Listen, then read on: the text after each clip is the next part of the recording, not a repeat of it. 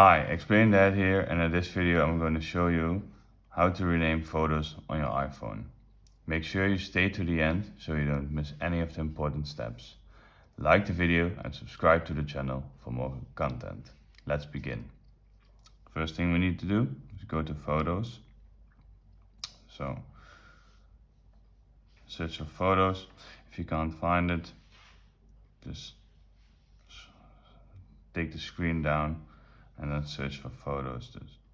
Search for Photos. So we're now in the photo page. You can't rename the photos in here. You need to save them separately as a file. So if you just want to take one picture, and then you can save to files. Just scroll down till you see this one, and then at the bottom you can change the name.